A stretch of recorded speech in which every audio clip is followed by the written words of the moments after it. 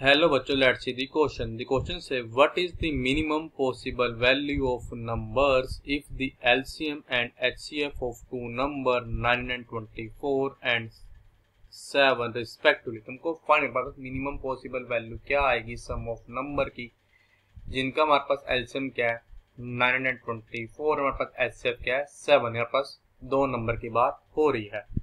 Firstly I will tell you की concept, और एक ही कॉन्सेप्ट आपकी हेल्प करेगा इस क्वेश्चन को सोल्व करने में। तो हमारे पास की कॉन्सेप्ट अगर रिलेट कर लें यहाँ पे कि ए और बी हमारे पास क्या है, टू पॉजिटिव, हमारे पास है दो positive integer are two positive integer.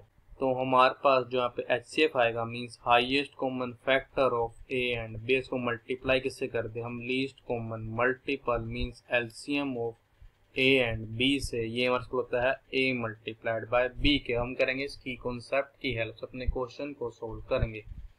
हम यहाँ पे करते हैं लेट करते हैं A and B two integer. ये हमारे पास क्या है, दो इंटीजर है।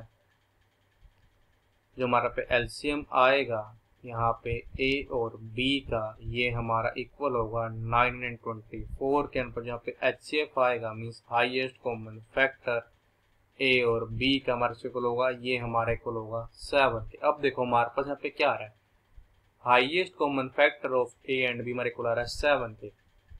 तो हमारे पे आ जाएगा पे ए जो है ये हमारा 7 इंटू एक्स के इक्वल होगा, और जो बी है ये हमारे इक्वल होगा 7 इंटू वाई के। और यहाँ पे x और y के होंगे हमारे r पॉजिटिव, ये होंगे हमारे पॉजिटिव इंटीजर। तो देखो अगर अपने की कॉन्सेप्ट का यूज करके क्या आ जाएगा, जो हमारे पे क्या है एलसीएम आया है इन दोनों नंबर का, वो हमारे पे क्या आया है 100 एंड अगर क्या आ जाएगा पर जो पे एलसीएम आएगा ए और बी का, उसको मल्टीप्लाई कर दें हम HCF of A and B से, ये हमारे को होगा, ये हमारे क्लोजर पे हो जाएगा ए मल्टीप्लाइड बाय बी के। तो हमारा जाएगा दिस इम्प्लाइज दैट, अब हमारा पे एलसीएम क्या गिवन है 924, this is multiply by HCF, वो हमारे पास है 7। तो ये हमारे इक्वल हो जाएगा ए मल्टीप्लाई बी, ए हमारे इक्वल है 7। नेक्स्ट के मल्टीप्लाई बाय बी हमारा इक्वल है 7 वाई के, हमारा 7 से 7 हो जाएगा कैंसिल। तो हमारे पास जाएगा कि x मल्टीप्लाइड बाय y, ये हमारे इक्वल होगा 924 डिवाइड बाय 7 हो जाएगा। दिस इम्प्लाइज दैट कि x मल्टीप्लाई y हमारे को होगा यहाँ पे 924 डिवाइड बाय 7 मींस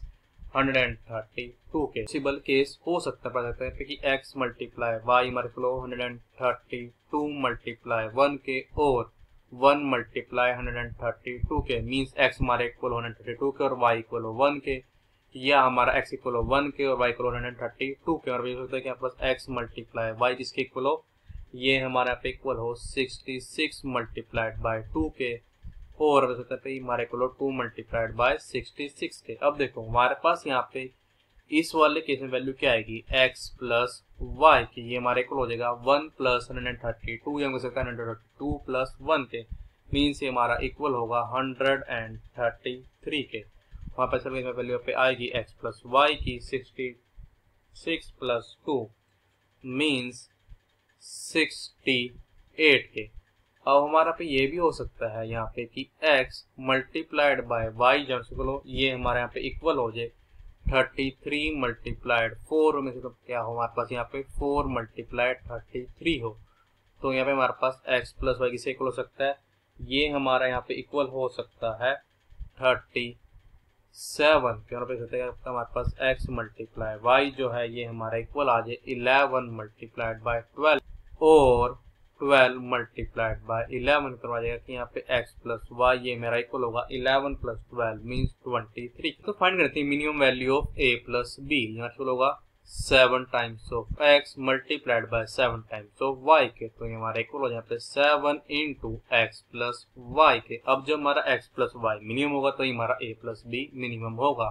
तो यहाँ पे x प्लस वाई पर मिनिमम कितना आ रहा है 23। तो हमारे पास यहाँ पे आ जाएगा कि minimum value of a plus B, ये मल्टीपल आ जाएगी 7 इंटू 23, क्योंकि ये होगा हमारा रिक्वायर्ड आंसर।